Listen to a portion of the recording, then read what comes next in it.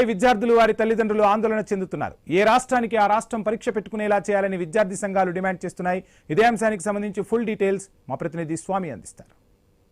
2026 UG నీటి exam రద్దు కావడం పట్ల కూడా చాలా చోట్ల ఆగ్రహం వ్యక్తమవుతుంది. 22 లక్షల మంది విద్యార్థుల భవిష్యత్తుని కేంద్ర ప్రభుత్వం పణంగా పెట్టి ఒకవైపు పేపర్ లీక్ అవడం పట్ల వారి అశ్రద్ధ పట్ల జనమంతా ఆగ్రహం వ్యక్తం చేస్తున్నారు. మనం బీఆర్ఎస్ పార్టీ సీనియర్ నాయకులతో మనతో అడిగి తెలుసుకుందాం. మనతో పాటు రవణ చెప్పండి, దీనికి సంబంధించినటువంటి విషయంలో చాలా కాలం నుంచి కూడా నీటి విషయంలో అనేక రకాల వాదనలు వినిపిస్తున్నాయి. కేంద్రం కావాలని చెప్పేసి దీని ఒక దేశవ్యాప్తంగా ఒకే టైపు ఎలక్షన్స్ కావచ్చు, ఒకే రకమైనటువంటి విధానం తీసుకొచ్చి అనేక రాష్ట్రాలు ఉన్నటువంటి వివిధ రకాల విషయాలను కూడా పక్కదో పట్టిస్తుందని చెప్పి అంటున్నారు. నీటి పేపర్ లీక్ అవడం పట్ల మీరేమంటున్నారు? నీట్ అనేది వల్ల నిజంగా కూడా ఎన్టీఏ నేషనల్ టెస్టింగ్ ఏజెన్సీ అనేది బాధ్యతారాహిత్యంగా వ్యవహరించడం వల్లనే ఇవాళ 23 లక్షల మంది విద్యార్థుల జీవితాలతో చెలగాటమాటం. ఎందుకంటే ఒక స్టూడెంటు నీట్లో ఒక ఎంబీబీఎస్ అండర్ గ్రాడ్యుయేషన్లో ఎంబీబీఎస్లో సీటు కోసము ఒక 2-3 సంవత్సరాలు తపన పడి కష్టపడతారు, రాసి వీళ్ళ ర్యాంకు అది వచ్చింది. అంత అయిపోయిన తర్వాత దాన్ని పేపర్ లీక్ కావటము, లీక్ అయిందని పరీక్ష రద్దు చేయడం అనేది ఎంత బాధ్యత రాహిత్యం అంటే ఇవాళ కేంద్ర ప్రభుత్వం ఇప్పటికీ 2024లో ఇదే గందరగోళ పరిస్థితి నీటికి సంబంధించి. 2025లో జరిగినటువంటి నీటు పీజీ పరీక్షను కూడా రద్దు చేసిండ్రు. ఇవాళ ఈ సంవత్సరం 2026 నీటు యూజీ అండర్ గ్రాడ్యుయేట్ కోర్సులకు సంబంధించి రద్దు. అంటే కనీసం ఇవాళ నీటు సంస్థ నీటి పరీక్షని దేశవ్యాప్తంగా ఇంతమందితోటి నిర్వహించలేనటువంటి చేతగాని అసమర్థ ప్రభుత్వం ఇది. లక్షల మంది జీవితాలతో చెలగాటమాటం. ఎంత అంటే ఇవాళ మ్యాథమెటిక్స్లో 140 ప్రశ్నలు లీక్ అయినాయట. ఇక ఏముంది, 720 మార్కులకు సంబంధించి పరీక్ష నిర్వహిస్తే 600 మార్కుల ప్రశ్న ఫలితాలు గెస్ పేపర్ రూపంలో సర్క్యులేట్ అయినాయి. 5 లక్షల కోటి అమ్మినట. ఏంది ఇది? ఇంత అరాచకంగా, ఇంత బాధ్యతారాహిత్యంగా నిర్వహిస్తే ఏంటి?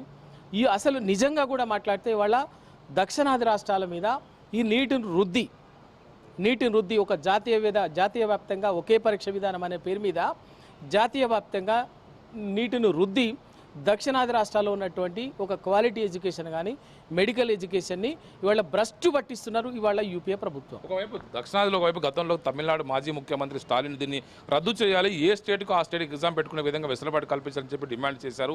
ఈ విషయం పట్ల మీరేమంటారు? నిజంగా కూడా స్టాలిన్ గారు మాట్లాడింది నిజం అనిపిస్తున్నది. ఎందుకు అంటే ఇవాళ గతంలో 2024లో జరిగింది బీహారు, గుజరాతు, రాజస్థాను ఆ పరిసరాల్లోనే, మళ్ళీ ఇవాళ కూడా రాజస్థాను అక్కడ ఆ రాష్ట్రాల్లోనే, మహారాష్ట్ర అటు ఉత్తరాది రాష్ట్రాల్లోనే జరుగుతుంది. అంటే ఉద్దేశపూర్వకంగానే వీళ్ళు అంతా ఒక సిండికేట్ లాగా, ఒక మాఫియా లాగా తయారైపోయి నార్త్ ఇండియా ఒక దాన్ని ఎగ్జామ్స్ను లీక్ చేయటము, దాని పేపర్ చేయటము, ఆ సీట్లను గ్రాప్ చేయటము. సౌత్ ఇండియాలో పెద్ద ఎత్తున కూడా వైద్య విద్యకు సంబంధించిన మౌలిక వసతులు ఉన్నాయి, కాలేజీలు ఉన్నాయి, సీట్లు ఉన్నాయి. ఈ విషయంలో నేషనల్ కోటా పేరుతో పెద్ద ఎత్తున కూడా ఇక్కడ చొరబడే అవకాశం ఏర్పడుతుంది కదా? వాస్తవమే. ఇప్పుడు నేషనల్ కోటా పేరు మీద ఇవాళ మన తెలంగాణలోనే 9,000 చిల్లర మెడికల్ కాలేజీలు ప్రభుత్వ ప్రైవేట్ కలిపి ఉన్నాయి. దాంట్లో 15% ఆటోమేటిక్ స్టేట్ అవే తీసేసుకుంటున్నట్టే కదా, సింపుల్గా ఏమీ లేకుండా. కనీసం వాళ్ళకి ఏమి ఎటువంటి కనీసం మినిమం ఫెసిలిటీస్ కానీ లేదు అని చెప్పేసి ఒక నేషనల్ పూల్ పేరు మీద 15% సీట్లు తీసేసుకోవటము. ఆ తర్వాత ఇది అండర్ గ్రాడ్యుయేషన్ కోర్సెస్లో, అదే గ్రాడ్యుయేషన్ పోస్ట్ గ్రాడ్యుయేషన్ కోర్సుకు వచ్చేసరికి 50%కు అది చేయటం. ఇది నిజంగా ఎంత అన్యాయం. ఎందుకంటే ఇక్కడ ఉన్నటువంటి ప్రభుత్వ మెడికల్ కాలేజీల్లో కానీ ఇవాళ తెలంగాణకు తీసుకుంటే 36 ప్రభుత్వ మెడికల్ కాలేజీలు ఉన్నాయి.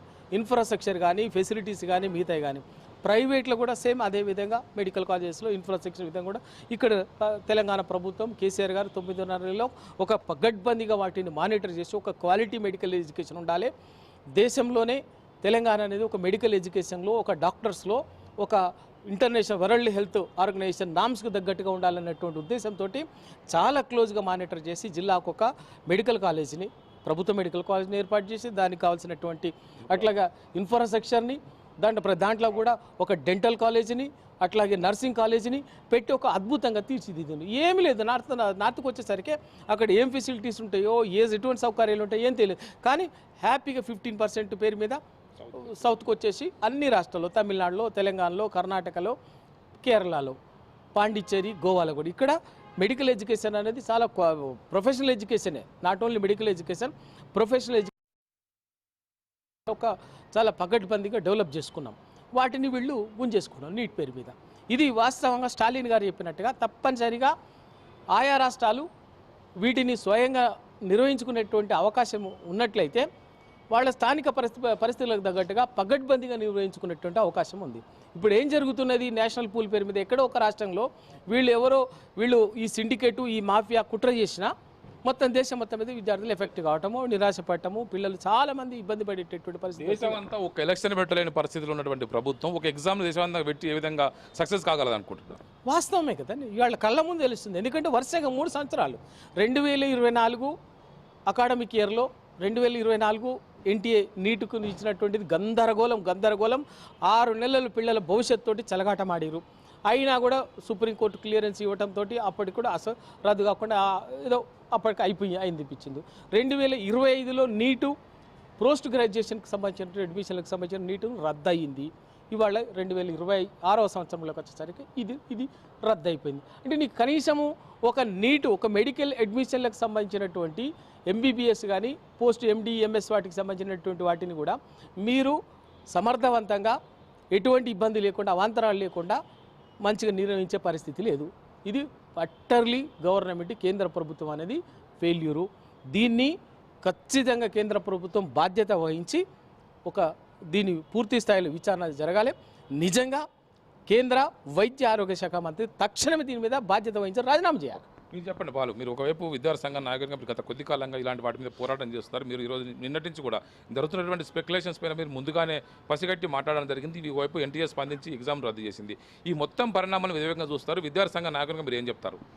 నీటు ఎప్పుడైతే తీసుకొచ్చినప్పటి నుంచి ఇప్పటి వరకు కూడా ప్రతి సంవత్సరం అదే విధంగా జరుగుతుంది. అంటే నీటు ఎగ్జామ్ పెట్టిన తర్వాత నీట్ పేపర్ లీక్ కావడం, దీని తర్వాత పిల్లలంతా ఆందోళన చెందితే మళ్ళీ అంతా ఏంది అక్కడ ఉన్నటువంటి పరిస్థితిలో కోర్టు ద్వారా మళ్ళీ సుప్రీంకోర్టు ద్వారా గతంలో డైరెక్షన్ ఇవ్వడం. అంటే నీటు ఎగ్జామ్ ఎప్పటి నుంచి అయితే పెడుతుందో ఇప్పటి వరకు కూడా ప్రిపేర్ అవుతున్నటువంటి విద్యార్థులు కానీ తల్లిదండ్రులు కానీ ఆందోళన ఉంటారు. అంటే నీట్ ఎగ్జామ్ ఎప్పుడు జరిగినా కూడా ఎగ్జామ్ రాసిన తర్వాత అడ్మిషన్ వచ్చి జాయిన్ అయ్యేంత వరకు కూడా వాళ్ళ గ్యారెంటీ లేని పరిస్థితి ఉంది. అంటే ఇలాంటి కేంద్ర ప్రభుత్వం చేస్తున్నటువంటి విధానాలపైన ఏదైతే గతంలో ఉన్నటువంటి పరిస్థితులు గతంలో ఒక రాష్ట్రంలో లీక్ అయితే ఇవాళ ఇంకో రాష్ట్రంలో అంటే ఉత్తరాదిన ఈ పరిస్థితిలో ఎందుకు జరుగుతుందో ఎప్పటికి కూడా అంటే నీట్ ఎగ్జామ్ రెగ్యులర్గా కండక్ట్ చేస్తారు. వీళ్ళు ఎందుకు దాన్ని పూర్తిగా కనిపెట్టలేకపోతారు, ఎందుకు ఈ బాధ్యత చేసుకోవాల్సి వస్తుంది? ఎందుకంటే లాస్ట్ టైం చేసినప్పుడు కూడా మేము ఇదే రాజ్భవన్ ముట్టడి చేసేది. ఎందుకంటే గతం నుంచి కూడా ఇప్పటి వరకు కూడా ఎందుకంటే పిల్లలు దాదాపు రాత్రి బౌలంతా కూడా విద్యార్థులు కష్టపడి ప్రిపేర్ అయ్యి నీట్ ఎగ్జామ్స్ రాసి వస్తే ఇవాళ తెల్లార వరకు మళ్ళీ ఇలా పేపర్ లీక్ దాదాపు పేపర్ అంటే ఒక మోడల్ పేపర్ లెక్క బయటకు పోయి ఇన్స్టిట్యూట్లలో అమ్మకానికి పెడితే ఇలా అంటే పల్లి బట్టలు అమ్ముకున్నట్టు పేపర్లు అమ్ముకొని వచ్చి ఇలా నీట్ పేపర్ మార్కెట్లో దొరికిందని చెప్పేసి ఇలా నీట్ పేపర్ లీక్ అయ్యిందని చెప్పి పిల్లలంతా కూడా ఎంత ఆందోళన చెందుతున్నటువంటి పరిస్థితులు చూస్తున్నాం. రాజస్థాన్ కోటా లాంటి కోచింగ్ సెంటర్ సంబంధించి సెంటర్స్ ఉంటాయి. ఇక్కడ పెద్ద ఎత్తున ఇలాంటి మాఫియా ఉంది. ఒక వ్యవస్థీకృతమైనటువంటి నేరాలు చేసేటువంటి ముఠాలు కేరళలో కావచ్చు, మహారాష్ట్ర, ఉత్తరాఖండ్, రాజస్థాన్ లాంటి రాష్ట్రాల్లో దీన్ని మొత్తం పేపర్ లీక్ చేస్తారని చెప్పి ఈరోజు ఒకవైపు ఎన్టీఏ అంటుంది. దీని మీద సిబిఐ ఎంక్వైరీ చేస్తామంటుంది. కానీ ఈ కోచింగ్ సెంటర్లో మాఫియా వల్ల జరుగుతుందని చెప్పి అనుకోవచ్చా? ఈ కోచింగ్ సెంటర్ల మాఫియాని ఎందుకు కనిపెట్టలేకపోతున్నారని మేము అడుగుతున్నాం. అంటే ఇలా ఫస్ట్ కాదుగా జరిగింది. నీట్ ఎప్పుడైతే ఎగ్జామ్ తీసుకొచ్చారో నీట్ తీసుకొచ్చినప్పటి నుంచి కూడా ప్రతి సంవత్సరం పేపర్ లీకేజ్ జరుగుతుంది. దీన్ని ఎందుకు కనిపెట్టలేకపోతారు? దీనికి సంబంధించినటువంటి వెనుక ఎవరు ఉన్నారు, దీనికి బాధ్యులు ఎవరు, దానిలో ఎందుకు శిక్షించలేకపోతారు? అంటే ప్రతి సంవత్సరం ఇదే విధంగా జరుగుతుంది. పిల్లలంతా ఆందోళన చెందుతారు. కాబట్టి ఇలా డబుల్ ఇంజన్ అని చెప్పేసి డబుల్ ఇంజన్ సర్కార్ అని చెప్పి కేంద్రంలో ఇలా భారతీయ జనతా పార్టీ ఇలా రాజస్థాన్లో ఎవరు ప్రభుత్వం ఉందండి? ఇలా ఎందుకు జరుగుతుంది? అంటే ఇలా మహారాష్ట్ర కానీ రాజస్థాన్లో కానీ ఇలా ఎందుకు జరుగుతుంది? ఉత్తరాఖండ్ కానీ ఇలా పరిస్థితులు అంటే ఇలా వీళ్ళు అంటే చూసి చూడనట్టుగా అంటే నీట్ పిల్లల మీద పడుతున్నటువంటి అంటే బడన ఏ విధంగా పడుతుందో వీళ్ళు చూసి చూడనట్టుగా వదిలేస్తే చాలామంది పిల్లలు ఇలా తెలంగాణలో దాదాపు 75,000 పైన విద్యార్థులు రాసి ఎగ్జామ్ రాసి తెలంగాణలో ఉన్నటువంటి విద్యార్థి తల్లిదండ్రులు ఎంతో ఆందోళన చెందుతారు. అంటే ఇలా నీట్ ఎగ్జామ్ తీసుకొచ్చినప్పటి నుంచి కూడా చాలా రకాలుగా సంవత్సరాల తరబడిగా ఇలా 3-4 సంవత్సరాల నుంచి చాలా వరకు ఇబ్బంది పడుతున్నటువంటి పరిస్థితులు. కాబట్టి ఖచ్చితంగా నీటి పైన ఎవరైతే ఉన్నారో వాళ్ళను ఖచ్చితంగా శిక్షించాలి తక్షణమే. ఎందుకంటే ఇది మళ్ళీ పునరావృతం కాకుండా, ఎందుకంటే గతంలో మాట్లాడిన తమిళనాడు మాజీ ముఖ్యమంత్రిగా స్టాలిన్ గారు మాట్లాడినట్టు ఎందుకంటే ఉత్తరాదిన ఒకవైపు దక్షిణాది ఒకవైపు చూస్తుంటే ఇక్కడ దక్షిణాది రాష్ట్రాల్లో కూడా చాలా అన్యాయం గురవుతున్నటువంటి పరిస్థితి చూస్తున్నాం. ఇలా విద్యా వ్యవస్థలో ఇలా నీటి ద్వారా ఇలా మెడికల్లో సంబంధించిన చాలామంది ఇక్కడ కేసీఆర్ గారి నాయకత్వంలో తెలంగాణ 10 సంవత్సరాల్లో అనేక మెడికల్ కాలేజీలు తీసుకొచ్చారు. అనేక మెడికల్ కాలేజీలో ఒక ఇన్ఫ్రాస్ట్రక్చర్ డెవలప్ చేసారు. వాటిలో ఇలా ఇక్కడ ఉన్నటువంటి పిల్లలు చదువుకుంటుంటే నీటి ద్వారా ఉత్తరాది నుంచి వచ్చిన ఉన్నటువంటి అంటే జనరల్ కోటాలో వీళ్ళంతా కూడా రావడం వల్ల ఇక్కడ ఉన్నటువంటి విద్యార్థులు నష్టపోయే పరిస్థితి ఉంది. దాంతో ఇలా చాలామంది ఇబ్బంది పడుతున్నటువంటి పరిస్థితి. కాబట్టి ఖచ్చితంగా ఎవరు రాష్ట్రం వాస్తవానికి కేంద్రం కూడా ఆలోచన చేసుకోవాలి. ఎందుకంటే ప్రతి సంవత్సరం ఫెయిల్ అయ్యే పరిస్థితి వస్తుంది. కాబట్టి నీట్ పెట్టినప్పటి నుంచి కూడా ఇప్పటి వరకు కూడా ఒక ఎగ్జామ్ కూడా వీళ్ళు కరెక్ట్గా కండక్ట్ చేయలేకపోయారు.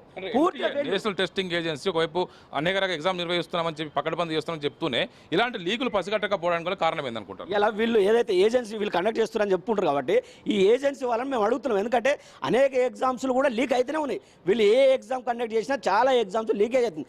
వీళ్ళు ఈ నీట్ను ఇప్పటి వరకు ఎన్నిసార్లు లీకేజ్ అయిందో మనం కూడా చూస్తున్నాం. అంటే ప్రతి సంవత్సరం ఏదో ఒక దగ్గర పేపర్ లీకేజ్ జరుగుతూనే ఉంది.